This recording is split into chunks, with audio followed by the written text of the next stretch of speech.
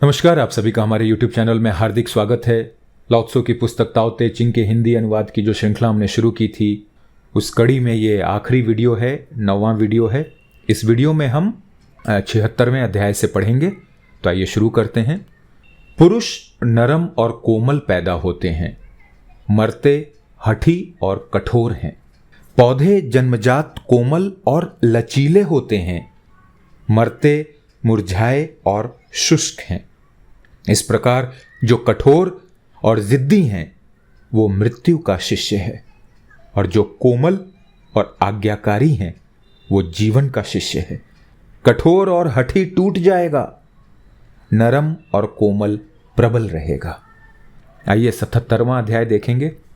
जैसा कि ये दुनिया में कार्य करता है, ताओ धनुष के झुकाव की तरह है।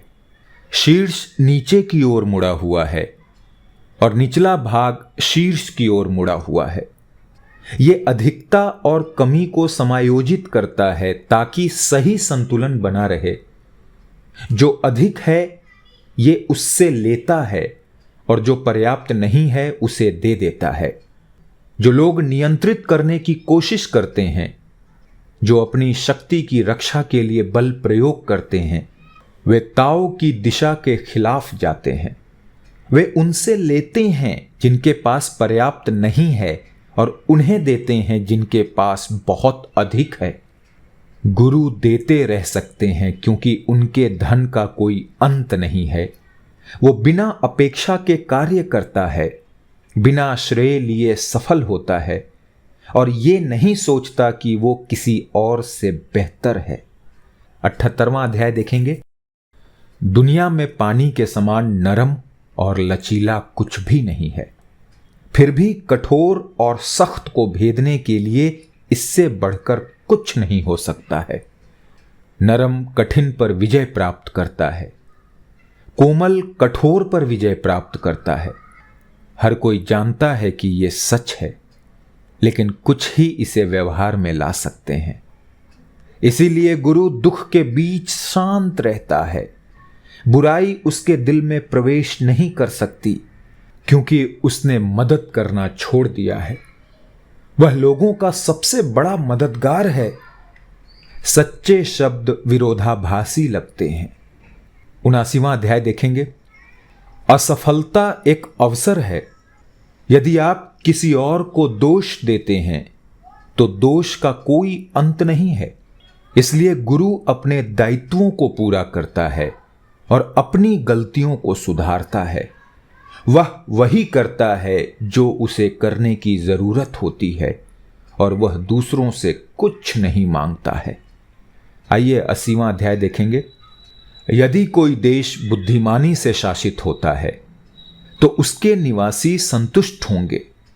वे अपने हाथों के श्रम का आनंद लेते हैं और श्रम बचाने वाली मशीनों का आविष्कार करने में समय बर्बाद नहीं करते। चूंकि वे अपने घरों से बहुत प्यार करते हैं, इसलिए उन्हें यात्रा में कोई दिलचस्पी नहीं है। वहां कुछ गाड़ियां और नावें हो सकती हैं, लेकिन ये कहीं नहीं जाती हैं। हथियारों का एक शस्त्रागार हो सकता है, लेकिन कोई भी उनका उपयोग नहीं करता है। लोग अपने भोजन का आनंद लेते हैं, अपने परिवारों के साथ रहने का आनंद लेते हैं। सप्ताहांत अपने बगीचे में काम करते हैं, पड़ोस के कामों में आनंद लेते हैं, और भले ही उनका पड़ोसी देश इतना करीब है कि लोग उसके मुर्गे की बांग और उसके कुत्तों को भौंकते हुए सुन सकते हैं, फिर भी वे उसे देखे बिना वहीं बूढ़े होकर मर जाने में संतुष्ट हैं। आइए 81वां अध्याय देखेंगे, जो आखिरी अध्याय भी होगा। सच्चे शब्द वाक्पटु नहीं होते। वाक्पटु शब्द सत्य नहीं है।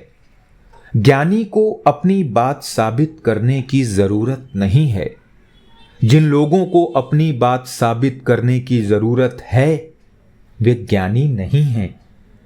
गुरु के पास कोई जायदाद नहीं है। वो जितना दूसरों के लिए करता है उतना ही खुश रहता है। वह जितना दूसरों को देता है वो उतना ही धनी होता है। ताओ जबरदस्ती न करके पोषण करता है, गुरु बिना हावी हुए नेतृत्व करता है। धन्यवाद।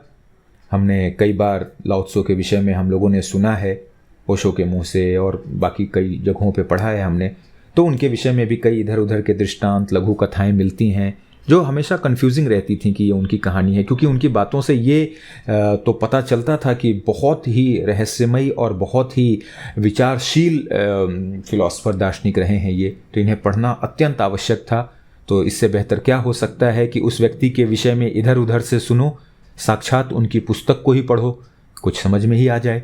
तो हमने वही प्रयास किया कि उनकी पुस्तक ताओ ते चिंग को हमने एक जानने की कोशिश की और बहुत चीज़ें समझ में आई कि उन्हें इतना पैसिव, इतना कई बार निराशावादी क्यों कहा जाता था, क्योंकि वो बहुत तर्कशील बात करते थे जो आम जनता, हमारी सोसाइटी या जो पॉपुलर कल्चर होता है, समाज होती है, सोसाइटी होती है, वो बर्दाश्त नहीं कर पाएगी। शायद इसलिए उन्हें इतना अंडररेटेड या और इतना उन्हें मतलब इग्नोर किया गया है। लेकिन हम जो दर्शन पसंद करते हैं, हमें उनकी बात समझ में आ गई और हम जान गए कि वो कितने उन्नत किस्म के दार्शनिक थे। धन्यवाद। चलिए मुलाकात होगी और अन्य वीडियोज़ में। जय हिंद।